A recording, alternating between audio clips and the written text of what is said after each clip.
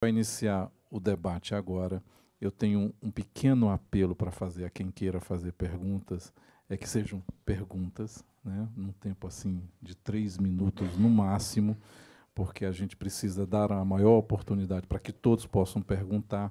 Eu já tenho aqui uma pergunta do... Você é o segundo, o primeiro é o Mário Mantovani, porque a gente tem uma pergunta do Mário que está combinada, e eu vou aqui, na transparência, expor isso desde logo, né?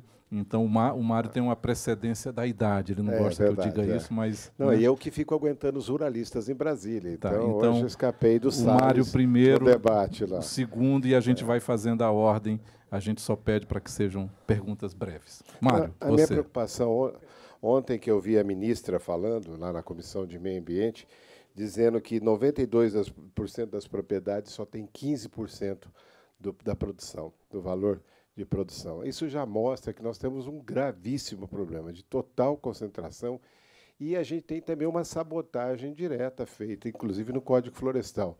Na medida provisória que está lá no Senado hoje, nós temos 35 jabutis destruindo tudo que foi colocado no Código Florestal. Então, eu fico imaginando quanto é que isso vai ter de impacto quando a gente levar uma proposta como essa no Congresso, que é extremamente contrário a tudo. Acho que o papel da bancada ruralista, de parte da bancada ruralista, é bom que se diga isso, é extremamente negativo para políticas públicas. O maior problema ambiental brasileiro é fundiário, está claro isso aqui que a gente está falando. Então, eu fico imaginando, se podíamos trabalhar com a questão dos municípios, eu acho que é um bom caminho, podia criar uma nova fórmula de trabalhar com isso, com a associação de municípios. A gente viu a força ontem da marcha dos municípios, levando praticamente todo o governo lá para dentro. A gente pode tentar isso com a associação de municípios e meio ambiente que a gente participa, porque temos que sair por outro caminho. Dentro do Congresso hoje, a gente não consegue avançar 1 milímetro com uma proposta como essa, por mais que ela seja consistente, e esse é um grande problema. Nós vimos agora, eu fico até com medo de entrar na bancada ruralista, eu não ponho nem a mão no bolso, porque todo dia é um chororô. É o do leite a semana retrasada, é do Fundo Rural. Todo dia, você parece que está num outro país. 180 bilhões do crédito agrícola colocado para pouquíssimas propriedades. Então, a gente tem que pensar um pouco melhor a forma de abordagem isso, porque esse é um assunto extremamente necessário e a gente pode contar lá com a Frente Parlamentar Ambientalista e com essa mobilização no Congresso, mas buscando outros interlocutores, porque senão nós não vamos fazer um avanço nesse tema. Obrigado, Mário. Acho que Ricardo, né? Segunda pergunta. Bom dia, meu nome é Ricardo Rosário, sou advogado, biólogo, professor do Mackenzie. Primeiro, eu queria parabenizar pela iniciativa, porque, como a Laura falou, alguém falar de ITR nesse país, né, num auditório tão repleto, é sensacional. Parabéns. Alguém aqui já fez uma declaração de ITR na vida? Não, falando sério. Se a gente está discutindo ITR, a gente tem que ter pessoas que já declararam ITR, né? Então, isso, assim, tenho várias críticas.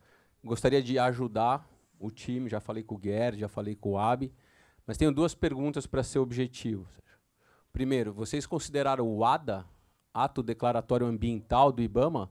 Eu não ouvi falar nada sobre isso aqui, e ele, no fundo, na minha opinião, é exatamente igual ao CAR, só nunca foi usado como, né? Então, a gente tem que criar um sistema que se acabe com o ADA, na minha opinião, e se utilize o CAR. Então, é uma pergunta se isso foi considerado. E em relação aos VTNs, né, no estado de São Paulo, pelo menos, a gente tem um Instituto de Economia Agrícola, que tem os índices perfeitos da terra para o estado de São Paulo inteiro. Vocês consideraram esses índices nos cálculos de vocês? Porque quem sabe declarar o ITR e declara de acordo com os índices, a declaração, desculpa, é perfeita. Tá? Não tem nenhum erro. O problema é que muito poucas pessoas sabem como realmente declarar um ITR nesse país. Então, essas 2 perguntas. A terceira, Ana Maria nos deu, que é presidente do Instituto por um Planeta Verde, professora da Faculdade de Direito da USP, aqui em São Paulo. Bom dia, também parabenizo aí o Instituto Escolhas, os pesquisadores pelo trabalho. E a minha pergunta é bastante pontual, diz respeito a uma questão também do direito ambiental, que é o seguinte, acho que até foi na exposição do Bernardo Api, quando você expôs a isenção do ITR proposta para as áreas preservadas voluntariamente, né, que apenas aquelas áreas voluntariamente fariam jus à isenção. Só que e deu o exemplo das RPPNs. Mas existe na legislação uma categoria que eu vou chamar aqui de intermediária, que é a figura da servidão florestal, servidão ambiental, que pode ser instituída em caráter permanente ou temporário.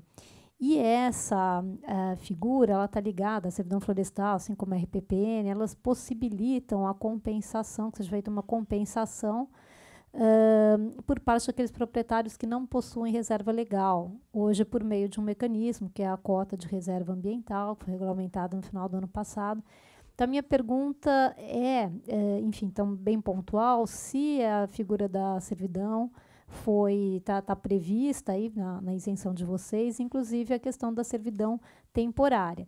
Eu entendo e apoio essa ideia de que tributariamente se induza aqui a proteção voluntária, né, a preservação voluntária seja estimulada, mas realmente talvez tenha que se lidar com essa figura que é a servidão temporária. Muito obrigada. Eu tenho mais 2 perguntas para fechar esse bloco, a gente vai reabrir. Barbieri, correto? Barbiero, né, desculpe o final, né, da Receita Federal, e depois o Aristides, que é presidente da CONTAG.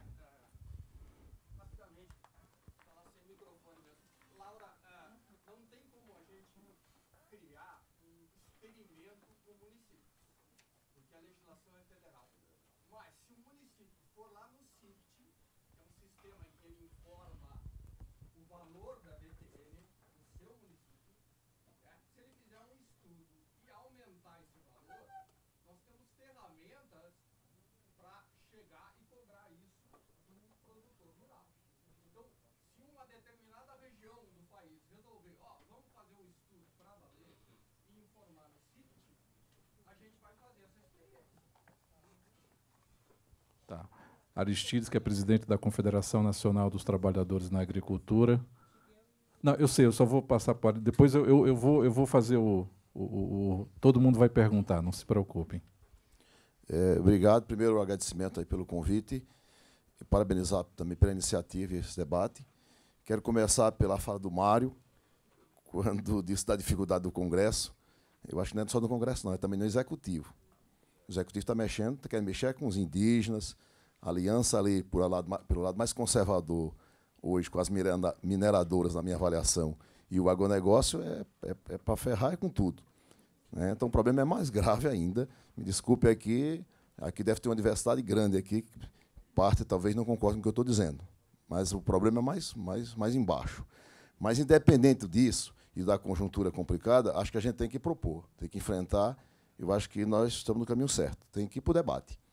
Certo? Pior do que está, eu acho que não fica. Vamos botar esse terra no debate. Tá? Agora, tem uma preocupação para os debatedores. Os municípios, se o agro é forte, os grandes proprietários, o agro aqui, os grandes proprietários hoje são no fundo, blocos econômicos e fortes, né, na política. Se eles são fortes no Congresso, nos municípios, aí é que são. Então, na minha opinião, é complicado, por exemplo, o município legislar, porque um prefeito progressista interessado em ter renda vai criar a alíquota, depois vem a oposição e ele perde por isso, porque o povo não gosta de pagar imposto. Então, se o município legislar sobre valores, aqui é complicado. Tá? Mas, primeiro, eu queria dizer que a CONTAG vai analisar esse documento como um todo e depois daremos uma contribuição mais geral nesse debate. Nós aqui temos quase 5 mil estabelecimentos rurais que nós consideramos que é base que a gente representa, possivelmente na agricultura familiar, naqueles mais consolidados, sem estar naquelas áreas minifundistas que entram naquela 30, ou dos 50, ou dos 100, que eu quero perguntar para vocês também se isso permanece ou muda. Para mim, até agora, eu não compreendi se vocês mantêm isso ou se vai mudar essa regra, mas nós apresentaremos uma proposta mais geral, a avaliação ao documento que está no debate. E acredito que nós nos somaremos no debate no Congresso Nacional nessa perspectiva, porque a gente entende que os princípios apresentados aqui no documento, em particular, eu tenho um acordo com eles. Agora, a forma, como é que não fazia, aí é um debate para ser feito. Agora, me preocupa também com a questão, se não era possível a gente considerar que uma propriedade rural que gera emprego, que tem gente trabalhando nela, não podia levar em consideração isso. Onde só tem máquina, esse hectare podia ser pensado diferente. Eu acho que gente é importante nesse ambiente que nós estamos vivendo. A outra é a agroecologia. Uma propriedade que trabalha na agroecologia tem um fator ambiental importante de segurança alimentar. Isso foi considerado? Podemos considerar também? É isso. Obrigado. Obrigado. Eu só queria ressaltar a presença do Aristides, que veio de Brasília hoje aqui especialmente para o debate, mas também destacar que, no caráter pluralista, né, da qual escolha se reveste no debate, a gente teve aqui hoje de manhã o Marcelo Vieira, que é presidente da Sociedade Rural Brasileira, o Pedro de Camargo Neto, porque a gente entende também que esse diálogo é vital, Aristides, de ser feito, né, para que a gente possa chegar a um bom entendimento, né. A Pia, você quer comentar, Maresa, Bom, eu vou comentar algumas questões aqui. Com relação à questão de trabalhar com municípios, Mantovani, a gente até chegou no começo da discussão a pensar, de fato, em municipalizar ainda mais o ITR do que é hoje, mas, no fundo, até por conta de conversa com a Receita Federal, a gente chegou à conclusão que era realmente melhor manter a legislação federal e a cobrança básica pela Receita. Até pelos riscos que foram colocados aqui. Primeiro, pode virar uma bagunça se cada município puder fixar a sua legislação, especialmente se tiver caráter extrafiscal. Aí a coisa pode virar uma bagunça completa. A gente chegou a Vanessa, acho que sim, os municípios hoje, se cobrarem, fiscalizarem, eles podem ficar com 100% da Receita. Então, eles têm interesse dentro da ideia de manter a legislação federal, e aí eu estou de acordo com o Barbieri, acho que é isso mesmo. Só acho que pode ir um pouco além de só colocar o preço da terra no CIPT. Pode ser algo um pouco mais do que isso. Inclusive, nessa relação, quer dizer, a gente fez um trabalho georreferenciado aqui do GeoLab, isso pode servir como uma referência para a discussão se o preço que os municípios estão lucrando no CIPT está adequado ou não. A própria discussão com os preços do CIPT. Acho que isso é interessante. Com relação ao Ricardo, a questão do ADA, isso não está na lei, está na legislação infraconstitucional, tem que mudar. Estamos totalmente de acordo. Absolutamente não está escrito no relatório, mas tem que mudar. Óbvio que tem que usar o CAR e não o ADA. Para quem tem CAR, tem que usar o CAR como indicador de como é que está a ocupação do imóvel. Isso é uma coisa importante. Uma das ideias que a gente teve foi, na legislação, transformar a legislação do ITR totalmente, os conceitos da legislação do ITR totalmente compatíveis com os conceitos do Código Florestal, e aí automaticamente dá para usar o CAR. Você tem razão, mas isso não é só... Eu não lembro se é decreto ou se está na instituição normativa agora. Está num dos dois, precisaria resolver. A questão da Maria nos deu... então, a gente está na nossa legislação, a servidão ambiental permanente está isenta, a servidão ambiental temporária não. Por quê? Porque a nossa ideia é que se você bota uma servidão temporária, mas seja por um ano, eu falo assim, estou com uma área especulativa, eu digo que por um ano eu vou preservar, o ano que vem eu posso desmatar. A gente até pensou em fazer uma coisa decrescente, em função do prazo que faltava para finalizar, mas a gente achou que ficaria muito complicado. Então, a permanente, sim, está contemplada na proposta de legislação. O Barbieri, eu acho que já falei alguma coisa aqui. Com relação à questão do Aristide, a questão do considerar emprego na tributação, eu sei que é muito atrativo a gente falar nisso, mas só tomar um certo cuidado.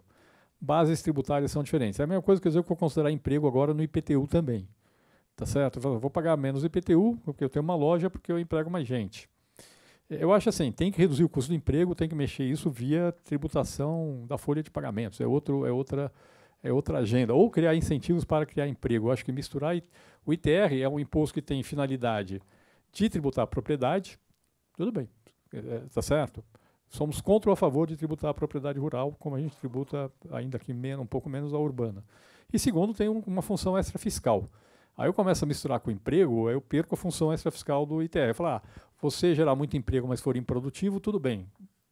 Então, um certo cuidado com esse tipo de questão. Não sou contra, mas eu pessoalmente, eu mexo com tributação, não gosto de ficar misturando muitos tipos de tributos na hora de regulamentar, porque senão acaba virando uma certa confusão. No limite, é a mesma coisa que dizer que se o IPTU tem que ser progressivo em função dos empregos gerados naquele imóvel, sei lá, o meu IPTU contabiliza a minha empregada doméstica em casa quando for pagar IPTU, sei lá. Falando assim, é uma coisa meio complexa da gente trabalhar.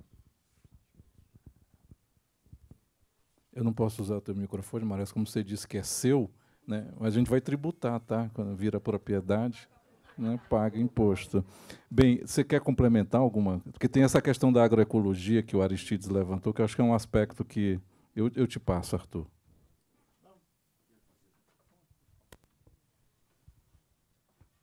Eu falar 2 pontos específicos, né? Primeiro, a respeito da pergunta do Instituto de Terras.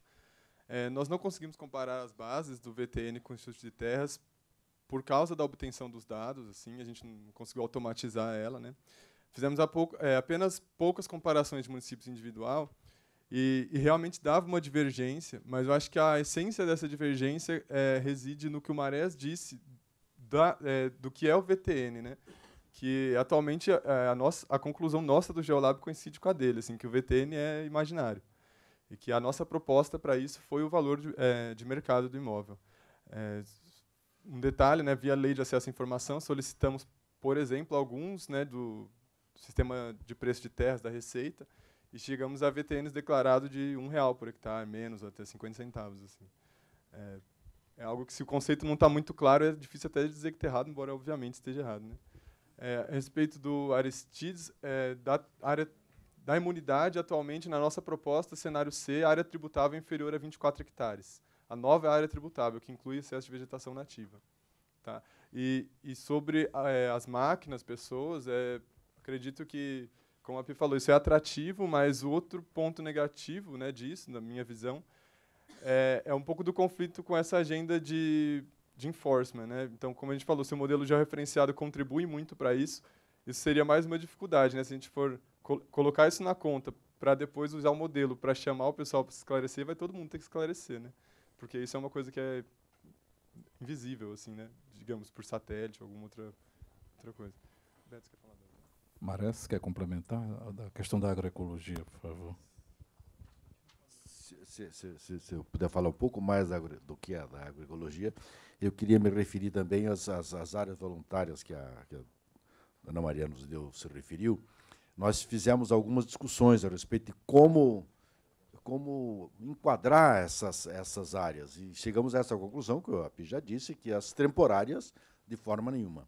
Eu, pessoalmente, tenho uma posição um pouco mais... Eu acho que as áreas de proteção ambiental que servem que são utilizadas com renda, deviam ser tributadas. Entretanto, o estudo não aprofundou nisso, nós não chegamos a um aprofundamento nisso. Eu acho que essa fica para uma fase posterior, um aprofundamento especificamente sobre isso. Não é? Nós simplesmente preferimos excluir todas as áreas legalmente não aproveitáveis de forma permanente. Ou seja, toda a preservação permanente ficou fora. Mas eu acho que é uma discussão que devemos ter ainda, inclusive porque é um problema nas áreas que têm reservas legais fora da propriedade. Eu acho que aí existe, inclusive, um erro de cálculo, mas aqui frente da Geolab, eu não vou fazer, como advogado, tentativas de fazer conta, então não vou fazer conta. Mas eu acho que tem uma discussão a ser feita mais profunda nisso. Em relação à questão do Aristides, eu acho que o Aristides faz duas colocações extremamente importantes. Eu acho que a questão dos trabalhadores é uma questão muito difícil de fazer, mas talvez não seja difícil, por uma discussão futura, discutir a adequação da produção. Isso eu acho que é uma questão que a gente deve discutir futuramente, e o ITR podia se meter nisso, sim. Por quê? Porque, como disse o professor Guedes, o ITR tem que estar vinculado à função social da propriedade. E quando nós falamos em função social da propriedade, nós falamos em adequação produtiva. A produção tem que estar adequada. Então, no meu modo de ver, isso não foi discutido no nosso trabalho. Não chegamos a essa discussão, mas eu acho que o que se levanta é um ponto para futuro. No meu modo de ver, nós teremos que discutir essa questão que é a adequação produtiva. E, obviamente, a questão da adequação produtiva está também na adequação da utilização da mão de obra. Não é? Então, e isso está na função social da terra. Ou seja, tem que criar bem-estar para os trabalhadores também. Então, esse conjunto não chegamos a aprofundar no trabalho, né? É um problema extremamente delicado, extremamente novo, mas eu acho que é extremamente importante. Sobre a questão da agroecologia, o que nós chegamos a discutir e vimos que é necessário ter uma proteção especial à agroecologia, ou seja, todo o processo agroecológico deve ser privilegiado por duas razões. Uma, porque ele protege a natureza, ele tem uma vinculação com a natureza muito específica, e a segunda, porque ele produz alimentos saudáveis, né? E isso teria uma função social extremamente importante. Entretanto, a partir do ITR é muito difícil a gente equacionar como a agroecologia seria beneficiada. O que nós entendemos é que tem que ter graus de utilização da terra específicos para a agroecologia, específico mesmo para a agroecologia. Portanto, não pode se utilizar o mesmo tipo de exigências produtivas para as áreas de agricultura industrial e para as agroecologias. Então, isso ficou diferenciado. Entretanto, eu acho que ainda é pouco. Nós poderemos aprofundar mais, e isso é um discurso que talvez a própria CONTAG e os seus aliados mais próximos possam colaborar, porque tem uma perspectiva mais eficiente nesse aspecto. Tá, a gente está indo para o último bloco de perguntas. Eu tenho Shigeo, você... e aqui, acabou, fechou, lacrou, deu, né? Shigeo.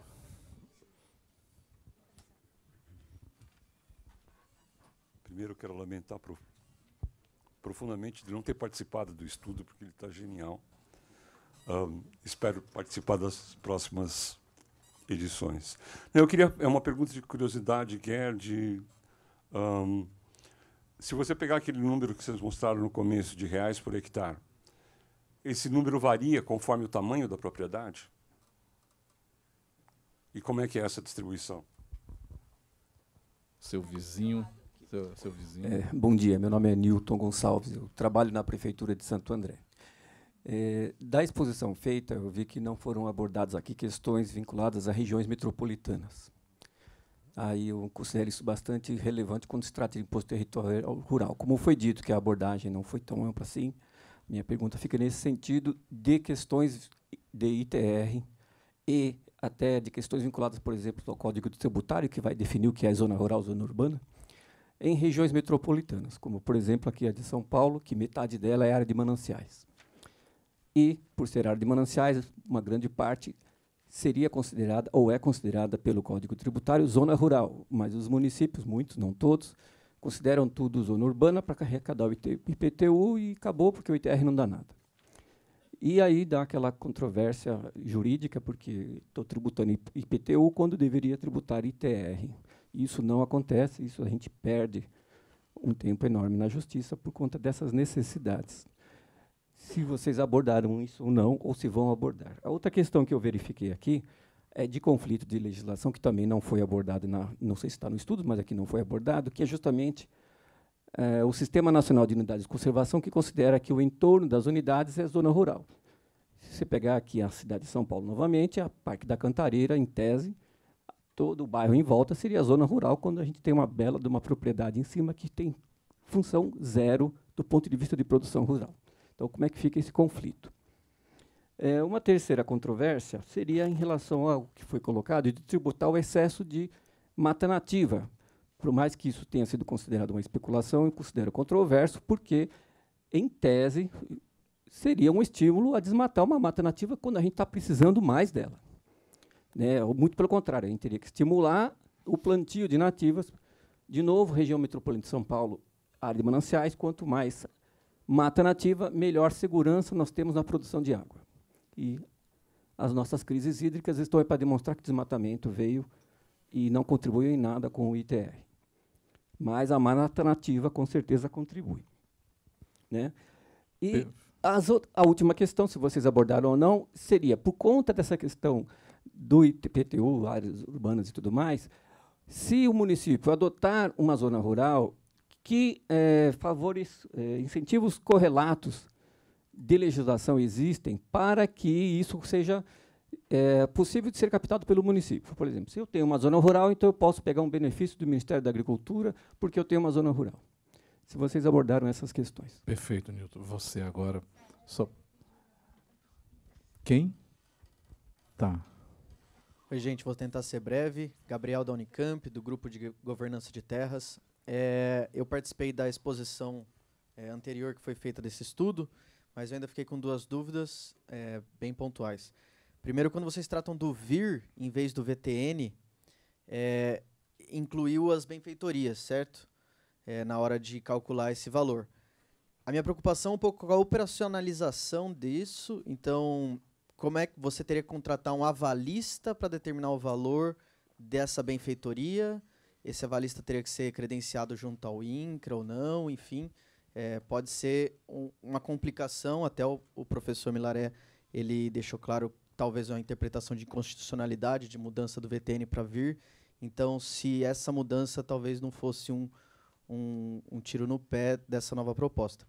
A outra questão que eu não sei como é que ficou, eu acho que vocês têm o desafio da definição do que é produtividade agrícola ainda para decidir, mas uma vez contribuinte determinado como não produtivo ou abaixo da linha de produtividade agrícola, se ele ainda estaria sujeito à desapropriação do imóvel, que é o que a legislação hoje prevê nessa reforma agrária institucional via ITR.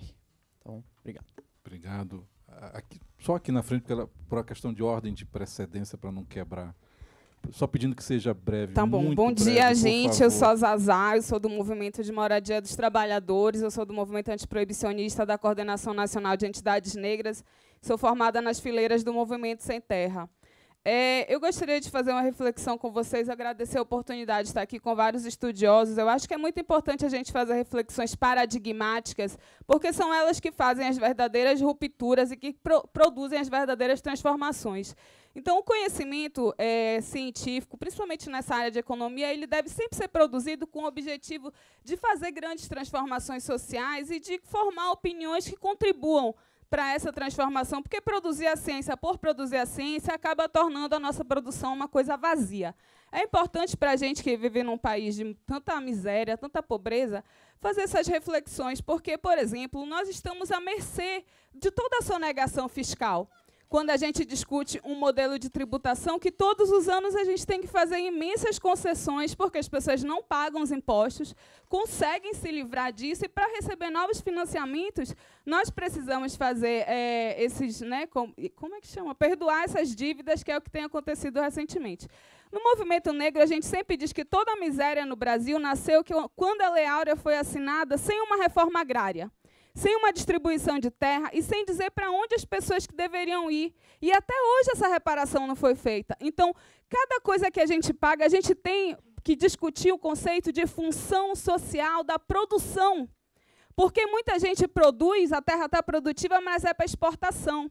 Então, a gente paga R$3 numa Coca-Cola e R$10 num litro de suco de laranja no supermercado. Isso está errado. Está R$11 para concluir o quilo do tomate. Então, eu acho que nós...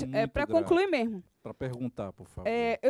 Eu acho e gostaria de saber qual é a opinião de vocês em relação à possibilidade da criação de uma Agrobras. Eu sempre digo que a nossa maior riqueza é a terra. A Agrobras seria uma organização que trabalharia a necessidade que nós temos de refletir a produção nacional como um todo, com o objetivo não só econômico, mas de abastecimento local. Que a gente não tenha produções imensas dentro de uma determinada área que não servem para a população. Então, como é que a gente pode pensar que esses modelos de fiscalização, esse super zoom, possa ser concentrado numa nova empresa nacional que tenha o objetivo também de produzir para o nosso próprio consumo, para que a gente supere, para encerrar mesmo, o paradigma de impostor, ou seja, daquele que cobra imposto, que está à mercê da sonegação, para um Estado que produz e distribui e que facilita a vida de todo mundo. Obrigado. Agora você. Giovana, da The Nature Conservancy. Eu só queria referendar a preocupação com a cobrança de ITR sobre excedente de reserva legal e queria que esclarecesse um pouco mais, porque tem a questão da alíquota, mas também está sendo considerada a área de preservação na conta. E para mim não ficou muito claro se isso, nas simulações de cálculo, se isso realmente reduz o imposto ou a cobrança sobre excedente em reserva legal acaba aumentando. Então, ficou um pouco confuso, porque ele é fator 2 vezes, né? E a questão do cadastro ambiental rural, o Gerd, a Laura, somos todos companheiros de trabalhar com o cara aí há 1000 anos. E a gente sabe que ainda tem muita sobreposição, tem estado que está com 180% da área cadastrada, e se isso daí não traria uma, juridicamente falando, uma instabilidade na hora de ter certeza da declaração. Tinha Obrigada. uma pergunta ali, sua, né? Que é mais uma. Tá. Essa não estava no meu cômputo, mas por amor ao debate eu vou permitir que faça. Luiz Fernando Macedo, Só seja sou breve, por favor. advogado tributarista, professor da PUC. Uma pergunta para o Bernardo Api, para o professor Marés. Complementando a questão do colega de Santo André, o ITR é o Imposto Territorial Rural, né? O IPTU é Predial e Territorial Urbano. Há previsão para a tributação das benfeitorias e ascensões no IPTU. No ITR, que seriam sobre as benfeitorias ou os pivô de irrigação, ou galpão, ou silo, seja lá o que for que foi construído pelo empreendedor, não estaria previsto na base de cálculo. Eu gostaria de saber como é que ficaria a questão legislativa com relação a isso. Obrigado. Acho que não estou mais podando o direito de ninguém se manifestar. Ok, Gerd, começa com você, que foram as perguntas do Shigeu e do Newton, né? Se não me engano. Santo André.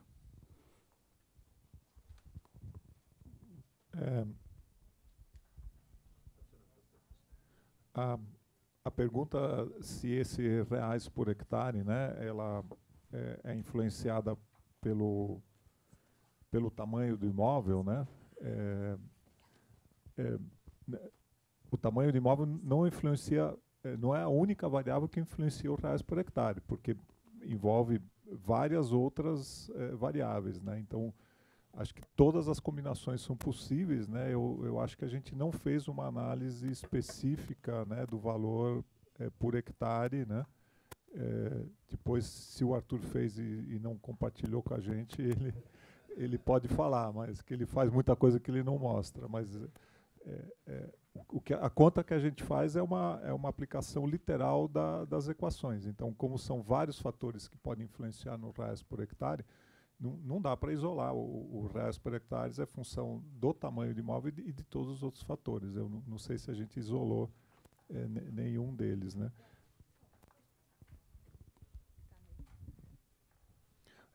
O Newton fez um monte de perguntas.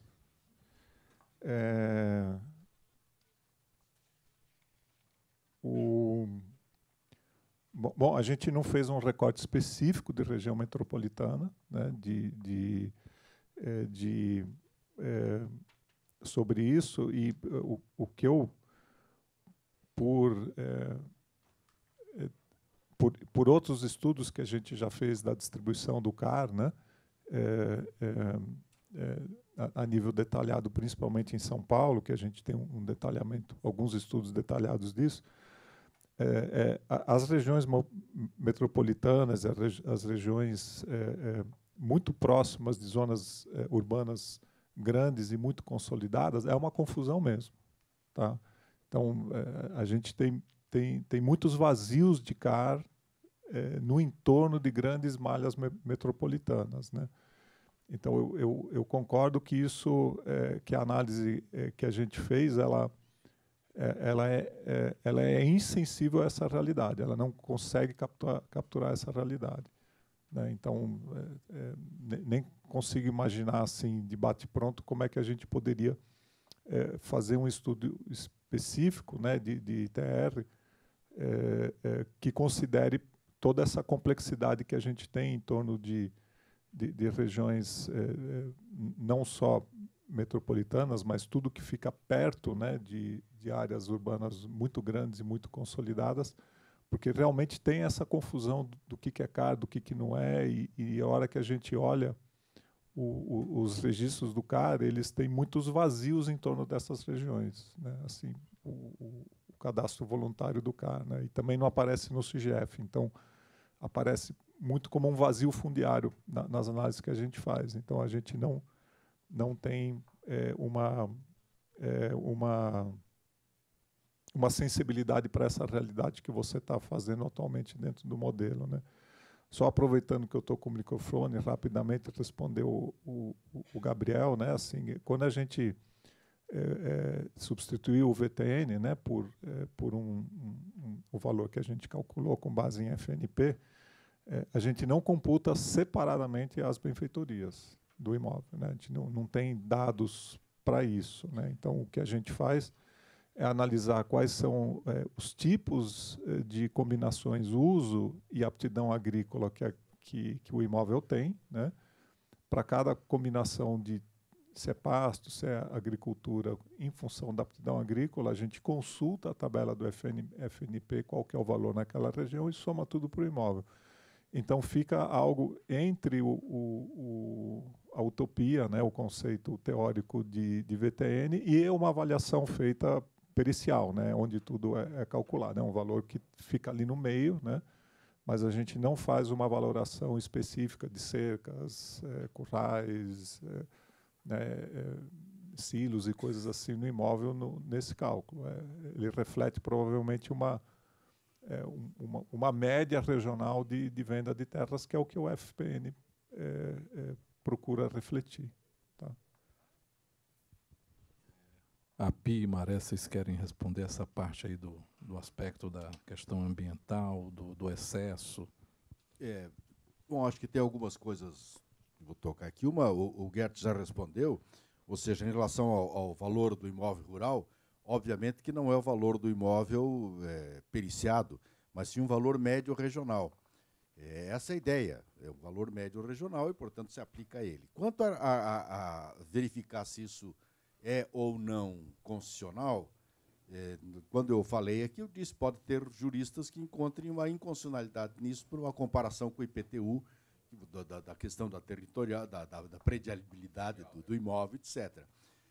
Se isso precisa uma discussão mais profunda com os juristas. Eu estava só eu e o API achando que eu podia estar totalmente errado nisso, né, e, portanto, ser inconstitucional, dizendo que eu acho que não é inconstitucional. Agora, isso é uma discussão, isso nós temos que sentar e discutir muito. Se, por acaso, a diferença se essa é a ideia, se essa é a necessidade, se isso é bom para a sociedade, então nós teríamos que fazer uma alteração constitucional, se a exigência for constitucional. Então, é uma discussão do que instrumento nós vamos propor. Uma lei, uma reforma constitucional, uma emenda constitucional, ou um decretinho resolve, né? Aí é uma questão para o juiz. Enfim, o que resolveria, né? Então, aí é o instrumento de proposta. Mas é uma discussão a ser feita. Eu não quero... A minha posição é essa, eu já disse, mas, enfim, estou aberto para todos os outros. Em relação à questão ambiental, essa foi uma discussão bastante profunda que a gente acabou levando, porque todos os membros são com uma tendência de proteção da natureza, né? Então, todos reclamavam que nós tínhamos que o projeto tinha que caminhar para uma proteção maior da natureza. Entretanto, nós temos um problema, que quando não pode se confundir a proteção das florestas nativas com a possibilidade de sua exclusão. Isto é, se ele, apesar de ser isento, apesar de deixarmos como isento, for economicamente mais viável o seu corte raso para a produção, se ela tiver essa possibilidade legal, ela será cortada. Portanto, não é a lei tributária que vai conseguir manter a floresta em pé. Quem tem que manter a floresta em pé são outras normas jurídicas, não exatamente a tributária. E por isso nós entendemos que só deixaríamos de incluir na imunidade ou na isenção aquelas áreas que fossem permanentemente protegidas. Por isso a questão da diferença entre a proteção permanente e a não permanente. Então, está tributado ou não permanente, embora a gente gostasse, e todos nós preferimos que a floresta em pé, mas nós preferimos uma floresta em pé que não tenha condições de ser cortada. Bom, com relação, eu falo aqui um pouquinho rapidamente, questão do Newton, sobre essa questão de regiões metropolitanas, você tem toda razão, é um problemão que a gente resolveu não tratar. Nesse trabalho a gente foi até um certo ponto, não fomos além, a gente falou o seguinte, olha, hoje já tem uma definição do que é imóvel rural, o que é imóvel urbano, às vezes é na justiça, às vezes é às vezes está na legislação, às vezes a justiça toma decisões diferentes. Falam, não vamos entrar nesse vespeiro, nesse trabalho. Não é que a questão não seja relevante, é que a gente tem limites do que a gente consegue fazer no nosso trabalho. Com relação a Giovanni, a sua preocupação aí, falando um pouquinho do que o Marés está falando, de tributar o excesso de floresta nativa, o excesso de reserva legal poderia estimular desmatamento, aí eu estou com o Marés. Primeiro, se for viável, se tiver interesse econômico, vai ser feito. 2, automaticamente, pela fórmula que a gente botou, automaticamente você desmatou, a alíquota subiu. Mesmo que você plante e seja produtiva. Automaticamente. A alíquota sobre a área que você está mantendo com reserva é 0,2%. Se você tiver um imóvel de grande porte e desmatar aquela área, a alíquota sobe imediatamente para 0,7%. Então você precisa pensar 5 vezes antes de desmatar. Tá certo? E se você desmatar e for improdutivo, aí então a sua alíquota vai lá para o céu. Então, acho que isso não gera incentivo para o desmatamento. Claramente, essa foi uma coisa que a gente avaliou bastante, sabemos que ia ter essa crítica, e falando com a Giovana também, sabemos que ia ter essa crítica, mas a gente está bastante confortável com o que a gente está colocando nesse produto. Primeiro, a alíquota não é nem um pouco alta, e no fim a pessoa que está ali meio na dúvida, que quer realmente preservar, aí já faz logo uma RPPN, ou faz como é que chama? Uma servidão permanente e pronto, resolveu o problema, entendeu? Então a gente está, no fundo, acho que isso aqui cria um incentivo para aumentar a RPPN sem gerar incentivo para desmatar. Com relação à questão do Gabriel, do valor incluir benfeitorias, acho que já foi colocado aqui pelo Marés. É uma questão que a gente tem que avaliar. O pronto é o seguinte, olha, aqui é uma questão um pouco de justiça fiscal. Quer dizer, se eu tenho um imóvel urbano, ele é tributado. Às vezes eu construo uma mansão numa área de ITR e vou dizer que aquilo é benfeitoria, não vou tributar, entendeu? Tem algumas coisas aqui que são um pouco complexas. Falar, investir no imóvel é necessário para a produção, ok, mas o lojista que investiu construindo a loja dele também investiu e vai pagar mais IPTU por conta disso. Então, um pouco a ideia aqui é falar o seguinte, olha, ok, conceitualmente a ideia é de que qualquer propriedade imobiliária deveria ser tributada. Do ponto de vista legal, aí tem essa questão que talvez exija mais mudanças legais, além não só mexer no projeto de lei para poder deixar de pé. Com relação à questão de desapropriação e produtividade agrícola, nós aqui não estamos mexendo nessa questão. Estou falando o seguinte, tem que ter um índice de produtividade agrícola para fins de cobrança do ITR. O que é improdutivo? Se é o índice se é o imóvel que é 50% do ideal de produtividade, se é 30%, 20%, essa é uma outra discussão que nós não estamos entrando nela. Se ele for 20%, ele vai pagar mais ITR. Se ele for 80%, vai pagar menos ITR. Se for 100%, vai pagar zero da parcela que... Então, isso aqui é uma discussão que nós não faz parte do nosso trabalho. Tá certo? É só deixar isso claro. Essa é uma outra discussão que tem que ser feita aí estritamente na legislação agrária e não na legislação... E já existe, na verdade. Na prática já se usa, hoje o INCRE já usa indicador de produtividade, inclusive na agricultura, para tomar decisões quanto à desapropriação. Quer dizer, já é usado. Então, na verdade, não estamos colocando nenhum outro, criando um problema aí do ponto de vista da desapropriação. Giovana, acho que já colocamos. É isso. E com relação à questão do Luiz Fernando, a discussão do imposto predial já falamos. O pivô de irrigação, obviamente, não entra na base de cálculo do ITR, tá? Só deixar isso claro. O pivô de irrigação está fora. Esse está fora, tá certo? Não é benfeitoria no sentido que ela não é fixa. Benfeitoria que entende aquilo que está fixo obviamente, o pivô de irrigação, assim como o trator, não vão ser tributados pelo ITR. Tá, obrigado. Laura, você quer fazer alguma consideração final? Sobre a questão de agroecologia, né, ou de outras funções sociais da produção e incentivos, acho que, na verdade, isso é um campo infinito, né? Acho que as possibilidades de incentivos são diversas, né? E aí também economistas e quem trabalha com modelagem é o paraíso para fazer cenários e pensar em todas as possibilidades, né?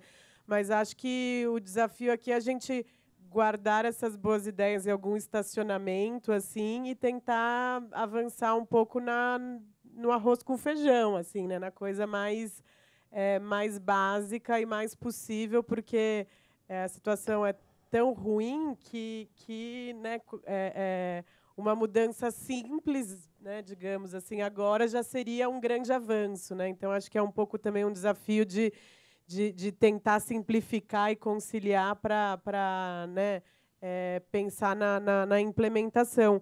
E sobre essa questão de áreas urbanas, né, ou de áreas rurais em regiões metropolitanas, acho que esse aspecto é super interessante, até porque está também muito ligado com a questão de cada vez mais também as cidades estarem preocupadas com a produção de alimentos locais, né? Então acho que esse é um ponto bem interessante que talvez também valesse a pena um zoom específico, né? Assim, em regiões metropolitanas que já existe também essa institucionalização, né, de convênio, né, de organização entre prefeitos para fazer um estudo específico sobre isso. Então acho que talvez valeria também uma análise específica e é muito interessante mesmo de incluir essa questão de valorizar, né, tanto a produção agrícola como os outros atributos não agrícolas das áreas rurais, né? Eu acho que não produtivos, digamos assim, né, mas as funções outras das áreas rurais. Então acho que é um aspecto super interessante também que podia ser trabalhado com um zoom. Acho que é isso. Tá, obrigado, Laura. Professor Guedes, eu vou lhe pedir para fazer suas considerações finais, fazendo uma pequena provocação ao senhor. Tanto o senhor como o API tiveram a aventura, a honra, né, de trabalhar no governo. E se o senhor pudesse, se não for um pedido de uma confidência que o senhor não deva fazer, a gente promete guardar segredo, como era a discussão do ITR quando o senhor passou ali numa função tão relevante, inclusive ao ponto de ter chegado à culminância de ser ministro da Agricultura no Brasil? Bom, em primeiro lugar... Alô? No primeiro ponto que eu queria, eu não disse, mas posso ter sido mal interpretado, eu não vejo absolutamente o ITR como um instrumento de reforma agrária. Tá certo? Aliás, eu já escrevi sobre isso. Ele é um instrumento complementar. Reforma agrária é outra coisa. Tanto é que na legislação nem se encontra na parte que trata de reforma agrária. O que eu queria dizer é que, do ponto de vista das forças sociais, que são aquelas que efetivamente influem sobre a sociedade, as mesmas forças que historicamente se opuseram a, digamos, medidas de acesso à propriedade da terra se opõem à tributação da terra, o que é muito claro. E nós não podemos perder esse ponto, né, essa questão de vista, para que a gente possa propor algo viável. Eu participei, eu sou professor da Unicamp, do Instituto de Economia, sou engenheiro agrônomo, mas sou professor da Unicamp. Eu participei de pelo menos 3 estudos, a pedido do INCRA, sobre a questão da produtividade, que é o que você colocou. Fizemos vários estudos, participei de inúmeros debates, não só no INCRA, mas a pedido do INCRA, com representantes dos produtores rurais. Não é? Então, tenho alguma experiência sobre isso. E participei no governo de alguns debates. E o que você verifica é que isso não avança. É isso que eu queria dizer. Nunca vi nenhuma dessas propostas avançar, concretamente. Não, era você que é do INCRA, isso não... Por várias razões, inclusive, e eu estranhei que não foi comentado aqui, além da arrecadação do ITR ser baixíssima, muita gente não paga e não acontece nada. Nem vai para a dívida pública. Porque há uma série de problemas operacionais, normativos, que nem vale a pena, porque os valores declarados são ínfimos. Não se justifica que a Fazenda Nacional entre em processo de recuperação desses recursos. Então, eu acho que a gente precisava caminhar, mas de forma articulada, no caso do ITR, para que isso desse alguns passos adiante. Então, eu acho que o grande mérito do estudo, que eu não comentei porque queria me centrar mais no outro ponto, é quando, por exemplo, ele acaba com esse limite de 20%, que não faz nenhum sentido. Ninguém paga 20%, ninguém paga 2%, eu diria, Bernardo. A média é 0,1. Tá? A média é 0,1. Eu tenho uma série de números aqui para mostrar que o imposto não, ele é absolutamente insignificante no estado de São Paulo e no Brasil todo. Ele falou, a média é 0,1. Então, acho que o grande mérito é esse. Então, acho que o grande desafio... Eu nunca vi... Eu cheguei a discutir isso em governo, ainda que houvesse, naquela ocasião, o Ministério do Desenvolvimento Agrário, onde estava subordinado o INCA, quem competia conduzir esses estudos. Mas, estando na agricultura, de algumas vezes, eu fui chamado para debater. Não havia condições do debate avançar. Nenhuma. E eu não vejo. Hoje, eu acho que tem menos ainda, né? Basta vocês analisarem o que aconteceu, né? Acabou o Ministério do Desenvolvimento Agrário, virou uma secretaria especial, né? No Ministério da Agricultura. É só ver como é que isso está sendo conduzido hoje. Quem não sabe, é bom saber quem é que responde por isso. Então, eu acho que eu acho isso tudo importantíssimo. Eu referendo, assino embaixo, entende? Esse estudo, eu acho que ele é indispensável, mas eu acompanho esse tema há 55 anos. Talvez eu seja a pessoa ou mais velha ou das mais velhas que esteja aqui nesse ambiente. E a prática demonstra que a gente não tem avanços. Tá certo? Inclusive, quando parece que vai ter avanço, você afasta a pessoa que está propondo o avanço.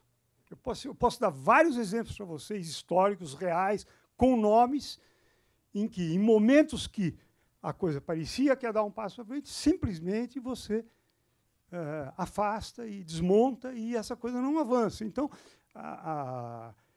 o que eu queria chamar a atenção é isso. Eu acho que o estudo é importante, eu estou de acordo, mas nós precisamos ter uma articulação para que esse estudo avance. Então, eu acho que ele avança na medida que as entidades, as mais variadas, se articulem e tornem essa discussão menos passional, porque a questão da terra, só para encerrar, eu costumo citar, às vezes, e se me permitir, o Marés, tem uma frase famosa, o Tito Livio foi historiador romano. E num dos seus textos, que é um pouquinho antes de Cristo, ele fala assim, tem uma frase, abre aspas, ele fala assim, foi então pela primeira vez aprovada a lei agrária, que nunca mais foi discutida sem provocar as mais violentas comoções.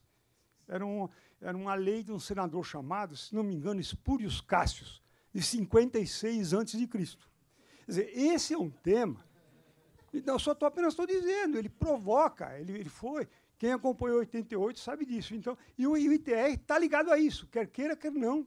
O ITR, indiretamente, ele está ligado a esse tema. Não é? Então, eu acho importante e simplificar ao máximo. Eu acho até que se pudesse simplificar mais o estudo, seria melhor. A minha opinião é essa. Eu acho que tinha que simplificar, ter essas alíquotas, né, e inverter o processo. Ao invés do Estado ir lá questionar o proprietário que ele não cumpre a função, ele tinha que provar que cumpre. Do contrário, ele vai pagar a alíquota básica. Entende? Eu acho que eu inverteria o processo, viu? Eu não acho isso viável politicamente, mas se é para mexer, você inverte. Você inverte o processo. Em vez do Estado ter que ir lá dizer, você não está cumprindo por isso, e aí não vai conseguir nunca, você estabelece a alíquota baixa, está 0,1, passa para 0,3, multiplicou por 3 a arrecadação, 0,4, que é baixíssimo. Agora, para fazer jus a ela, eu tenho que comprovar. Como fazer? Hoje não é difícil. Com esses instrumentos que o Gerd e o Arthur apresentaram aqui hoje é muito mais fácil. Mas era isso, viu? Eu não vou me alongar, não teria muita coisa para dizer, mas reafirmo aqui a importância do estudo, eu subscrevo esse estudo, acho que, se possível, uma proposta deve ser simplificada, mas que a gente possa avançar, tem que ter um mínimo de articulação, né, para que ela vença, porque o que acontece na prática, eu vou dizer, e acho que estão certíssimos, os representantes, digamos, dos proprietários rurais, são muito, muito bem organizados, pessoal. Extremamente, tanto é que têm obtido sucesso. E acho que eles desempenham o papel que cabe a eles. Agora, quem quer propor algo diferente, né, tem que também se organizar para equilibrar um pouco esse debate. Tá? Muito obrigado.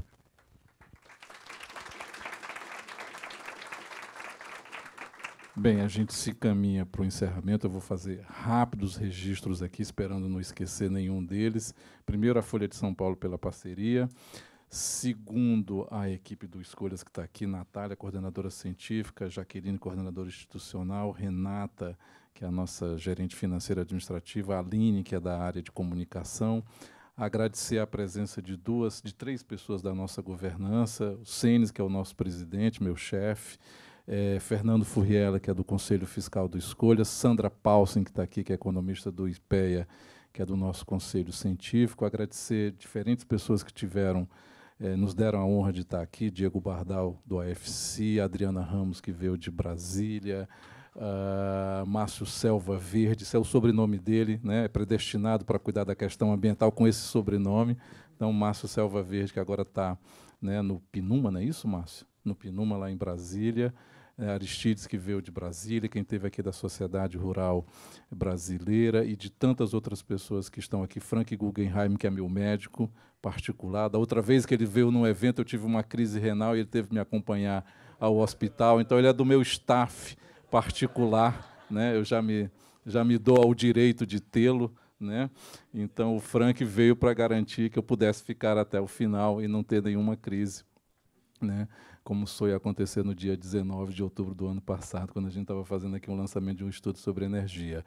E, então, a todos vocês que estiveram aqui, muito obrigado. Eu acho que o professor Guedes tocou num ponto fundamental que tem a ver muito com a missão do Escolhas, né? A gente se propõe a oferecer os elementos para um debate onde, à luz daquilo que disse o Marco Lisboa uma vez para mim, a gente organiza a divergência. Eu acho que esse estudo permite exatamente organizar a divergência sobre a discussão do ITR, inclusive tornando possível a gente materializar a questão que foi colocada pela Giovana, e que foi um tormento entre nós, né? A gente ficou discutindo muito isso, né, em relação à questão do excesso, né? Como é que você faz com o excesso de floresta, como é que você protege, né? Então, o estudo, como disse o API logo na abertura da sua apresentação, ele é um ponto de partida, ele não é um ponto de chegada. A gente está apresentando um conjunto de elementos que a gente entende que seguiram dessa picada que foi aberta pelo Gabriel, que está aqui, que é do IPAM, exatamente para que a gente possa, a partir de agora, professor Guedes, digamos assim, abrir uma conversa com o setor do agro, tendo elementos na mão, porque o agro, lógico, ele é muito estruturado, é bom que o seja, o estudo, inclusive o nosso sumário faz um reconhecimento de toda essa capacidade produtiva que faz bem ao país, mas, ao mesmo tempo, a gente também quer ter os elementos que possam, naquilo que seja necessário propor de mudanças, ter condições de dialogar com elementos novos. Então, acho que, nesse sentido, eu acho que o estudo presta essa contribuição e a presença de vocês até agora, neste momento aqui, talvez seja o atestado disso. Muito obrigado e vamos debater o assunto. Boa tarde, gente.